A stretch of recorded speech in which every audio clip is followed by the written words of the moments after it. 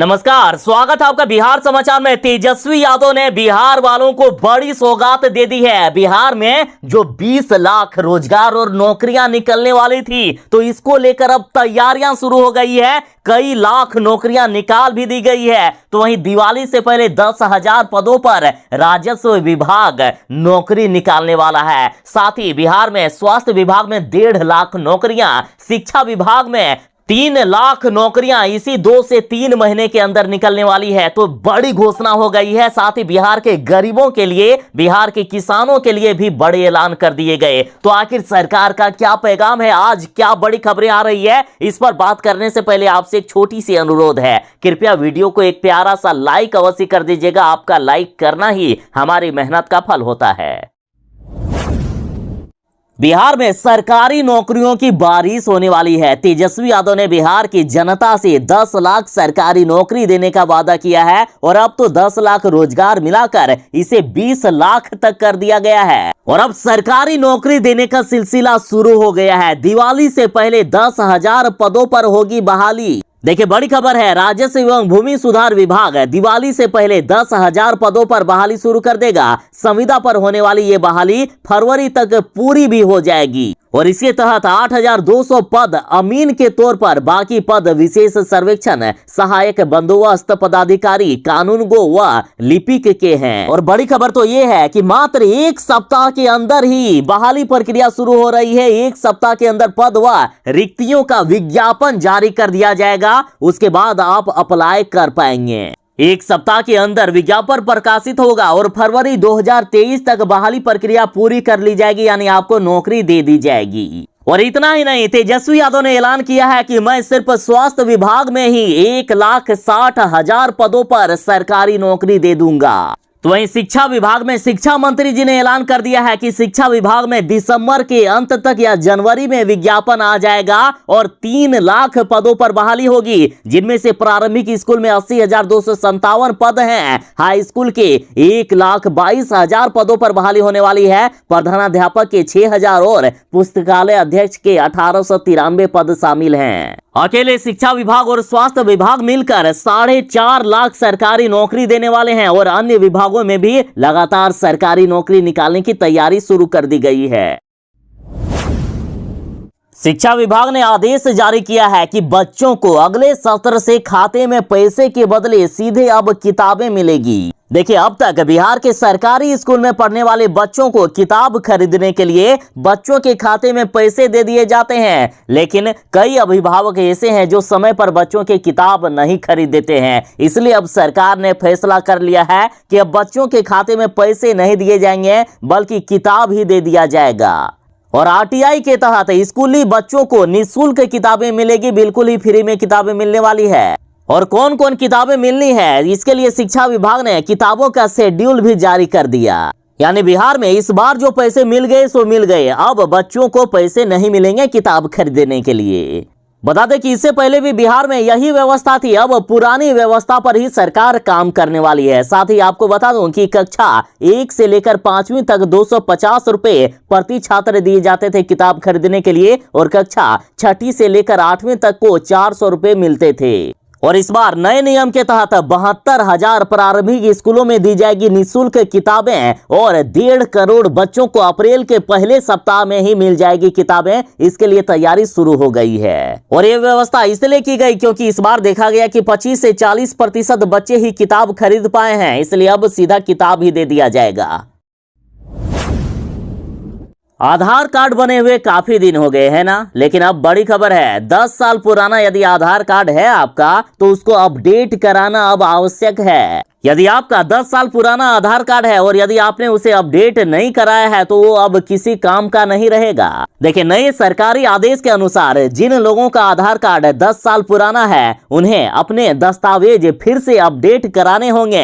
देखिए, UIDAI की तरफ से कहा गया है कि आधार का उपयोग सरकारी योजनाओं एवं सेवाओं का लाभ उठाने के लिए किया जा रहा है, इसलिए व्यक्तिगत नवीनीकरण विवरण के साथ डाटा अपडेट कराना होगा ताकि आधार सत्यापन में असुविधा न हो। जिन लोगों ने अपने आधार कार्ड इन 10 सालों के भीतर अपडेट कराए हैं, उन्हें इसकी जरूरत नहीं होगी। देखिए, केंद्र एवं राज्य की करीब 1000 योजनाओं में आधार जरूरी है, इसलिए सरकार चाहती है कि सभी लोगों के आधार का पुनः प्रमाणीकरण होना चाहिए ताकि कोई आपके आधार कार्ड का गलत उपयोग ना कर सके। तो आखिर कौन कौन से डॉक्यूमेंट लगेंगे? तो देखिए, दस्तावेज में ये जरूरी होगा। UIDAI के बयान में कहा गया है कि दस्तावेज अपडेट कराने के लिए आवास और पहचान का प्रमाण पत्र देना होगा। फोटो और फोन नंबर को छोड़ बाकी सभी प्रकार के आधार अपडेट ऑनलाइन हो सकते हैं। ऑनलाइन अपडेट के लिए 25 तथा केंद्र पर 50 रुपए शुल्क लगेगा। बायोमेट्रिक अपडेट की जरूरत उनको पड़ेगी जिनके आधार कार्ड बचपन में ही बन गए थे।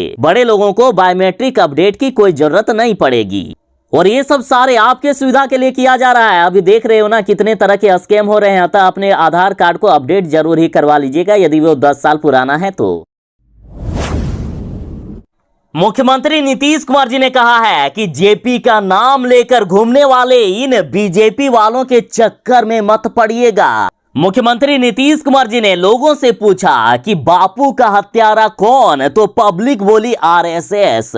और इन RSS से पनपे बीजेपी को भी नीतीश कुमार जी ने टारगेट किया। मुख्यमंत्री नीतीश कुमार जी ने जेपी के जयंती पर कहा है कि आजादी की लड़ाई नहीं लड़ने वाले ही आज तरह तरह की बात कर रहे हैं। बीजेपी पर हमला बोलते हुए नीतीश कुमार जी बोले कि आज बीजेपी के लोग काम करने के बजाय सिर्फ बोलने का काम कर रहे हैं और जेपी का सम्मान करने चले हैं। ऐसे लोगों के चक्कर में फिर से मत पड़िएगा। ऐसे में लोग इन बीजेपी वालों से बचकर रहें। साथ ही नीतीश कुमार जी बोले कि लोकनायक जयप्रकाश नारायण कभी भेदभाव की बात ही नहीं करते थे। वे कभी किसी पार्टी के खिलाफ नहीं थे बल्कि तानाशाही के खिलाफ थे। और बड़ी खबर यहां है कि नीतीश कुमार जी ने जब लोगों से पूछा कि बापू का हत्यारा कौन, तो पब्लिक ने जवाब दिया RSS। नीतीश कुमार की पार्टी जदयू ने बीजेपी का केंद्र सरकार का भंडाफोड़ कर दिया है। कहा है कि ये लोग सिर्फ जनता से झूठ बोलने का काम करते हैं, झूठे दावे करते हैं रोजगार और नौकरी को लेकर। और अभी जहां पूरा देश बेरोजगारी की आग में झुलस रहा है और 2 करोड़ प्रतिवर्ष रोजगार देने वाली सरकार रोजगार के बदले चीता पर चर्चा कर रही है। देखिए, जदयू के राष्ट्रीय अध्यक्ष ललन सिंह ने आरोप लगाया है कि देश में धार्मिक सांप्रदायिक उन्माद फैलाया जा रहा है। महंगाई और बेरोजगारी पर चर्चा के बजाय चीता पर चर्चा हो रही है। आखिर क्यों 2 करोड़ रोजगार हर साल नहीं दिया गया? आखिर मोदी जी के इस वादे का क्या हुआ? सीधा सीधी जदयू का कहना है कि जनता जवाब चाहती है कि आखिर कब दोगे 2 करोड़ प्रतिवर्ष रोजगार, और नहीं दोगे तो इस्तीफा दे दीजिए। साथ ही मुख्यमंत्री नीतीश कुमार जी कह रहे हैं कि महंगाई, बेरोजगारी, संवैधानिक संस्थाओं से खिलवाड़ व तानाशाही के मसले पर ही जेपी ने आंदोलन किया था और आज देश उससे भी खराब दौर से गुजर रहा है। बिहार ने तो हमेशा देश को दिशा दिखाई है और बिहार में जिस तरह से बीजेपी को उखाड़ कर फेंक दिया गया है, और अब सभी विपक्षी पार्टियां एकजुट होकर 2024 में देश से भी बीजेपी को उखाड़ने का काम करेगी।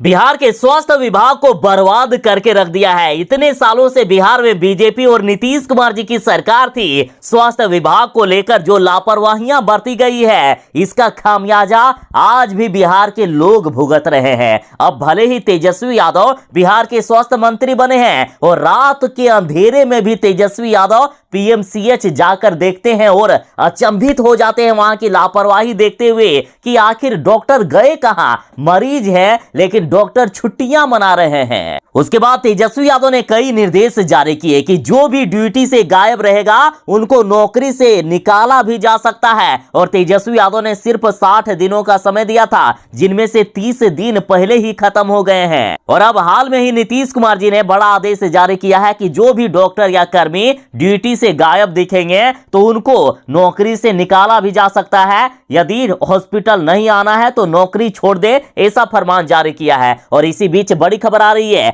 कि PMCH में देर रात औचक निरीक्षण से पता चला कि 3 डॉक्टर और 5 नर्स गायब है। तो बिहार के डॉक्टर, नर्स और कर्मी सुधरने का नाम नहीं ले रहे हैं और सरकार इनको सुधारने का मन बना लिए हैं। तो बिहार के डॉक्टर लोग जरा सावधान हो जाएं, सरकार आपको किसी भी कीमत पर नहीं छोड़ने वाली है। लगातार मिल रही शिकायतों को देखते हुए स्वास्थ्य विभाग के निर्देश पर प्रदेश के सभी मेडिकल अस्पतालों में अधीक्षकों ने बीते दिन की देर रात औचक निरीक्षण किया। तो देखा गया पीएमसीएच में कई नर्स और डॉक्टर गायब दिखे ड्यूटी से। मरीज इंजेक्शन व पानी का बोतल लगवाने के इंतजार में खड़े थे, लेकिन डॉक्टर तो मौज कर रहे थे, बाहर घूम रहे थे। लेकिन अब ऐसा नहीं चलेगा। बिहार के स्वास्थ्य मंत्री तेजस्वी यादव हैं, रात रात को अब चेकिंग होगी।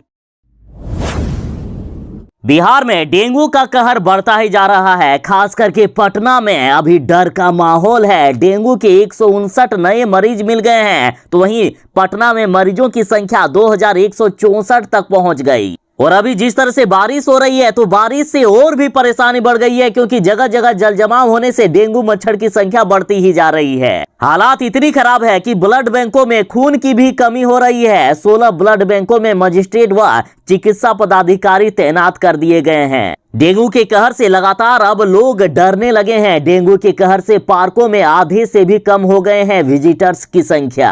हर जगह बस डेंगू ही डेंगू। स्टेशन, स्कूल से लेकर बाजारों में फैल रहा है डेंगू का प्रकोप। और देखा जाए तो जगह जगह पर गंदगी फैली हुई है। स्कूलों में जलजमाव और गंदगी से डेंगू का डर बढ़ता जा रहा है। पटना जंक्शन पर भी जलजमाव जगह जगह पर है। प्रशासन की भी लापरवाही देखी जा रही है। प्रमुख बाजारों में नहीं हो रहा है छिड़काव। अस्पतालों में बेड फुल हो गए हैं। तो वहीं स्वास्थ्य विभाग भी काफी डरे हुए हैं, तो जरा बच के रहिएगा।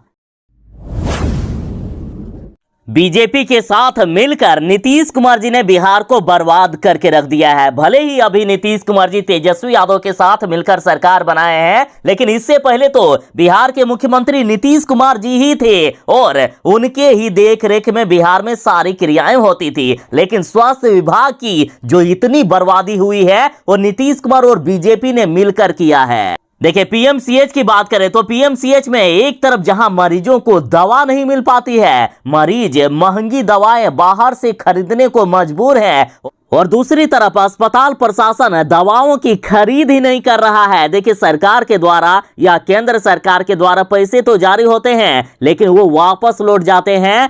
अस्पताल प्रशासन दवाओं की खरीद भी नहीं करता है। तो बताइए इसके लिए कौन जिम्मेदार है? मुख्यमंत्री जी, आप इतने दिनों से बिहार के मुख्यमंत्री हैं। अब भले ही स्वास्थ्य मंत्री बने हैं बिहार में तेजस्वी यादव, लेकिन इतने दिनों से तो आपकी ही देखरेख में सरकार चल रही थी। और इतना ही नहीं, इनकी जरा लापरवाही तो देखिए। इसे भ्रष्टाचार नहीं तो और क्या कहेंगे। रुपए खर्च नहीं करते हैं, दवाओं की खरीद नहीं करते हैं, और हर साल बढ़ा बढ़ा कर राशि की मांग की जाती है। और ये खुलासा तब हुआ जब ऑडिट रिपोर्ट सामने आई है। वर्ष 2018-19 में 40 करोड़ रुपए मिले हैं, जहां मात्र 29 करोड़ रुपए खर्च हुए। 19-20 में 40 करोड़ रुपए मिले और मात्र 19 करोड़ के लगभग ही खर्च हुए हैं। 2020-21 में 44 करोड़ रुपए मिले और मात्र 11 से लेकर 15 करोड़ के बीच में ही खर्च हुआ है। और इस बार तो और भी बर्बाद करके रख दिया गया है। इस सत्र 2021-22 की बात करें तो 44 करोड़ रुपए मिले हैं, लेकिन मात्र 6 करोड़ के आसपास ही खर्च हुए हैं। तो बताइए मुख्यमंत्री जी और बिहार के स्वास्थ्य मंत्रियों, आखिर बिहार को इतनी बर्बादी क्यों किए? 5G सर्विस का इंतजार करने वालों के लिए बड़ी खबर है। प्रधानमंत्री नरेंद्र मोदी जी ने तो 5G सर्विस का उद्घाटन कर दिया है और अब तैयारियां पूरी हो रही है। केंद्र की मोबाइल निर्माता कंपनियों के साथ आज बैठक है और जल्द ही 5G सर्विस अपडेट संभव है। जल्द ही आप अपने फोन पर 5G सर्विस का इस्तेमाल कर पाएंगे। देखिए, बड़ी खबर है कि देश के कई राज्यों में इसी माह की शुरुआत से ही 5G सर्विस की शुरुआत हो गई है। हालांकि एप्पल, सैमसंग समेत कई कंपनियों के मोबाइल में 5G नेटवर्क काम नहीं कर रहा है और ऐसे में सरकार ने इन कंपनियों को जल्द इसका सॉफ्टवेयर अपडेट करने की हिदायत के साथ आज बैठक में बुलाया है। जल्द ही आपके फोन में 5G सर्विस काम करने लगेगा। इस बैठक में एप्पल, सैमसंग, वीवो, शाओमी के साथ घरेलू दूरसंचार ऑपरेटर जैसे जियो, एयरटेल, वोडाफोन, आइडिया के साथ कई अन्य कंपनियों के भी अधिकारी उपस्थित रहेंगे। आप जल्द ही 5G सर्विस का इस्तेमाल कर पाएंगे। हालांकि अभी बिहार में 5G सर्विस आने में कुछ देरी है, लेकिन यहाँ भी जल्द ही शुरुआत करने को लेकर बातें होने लगी है।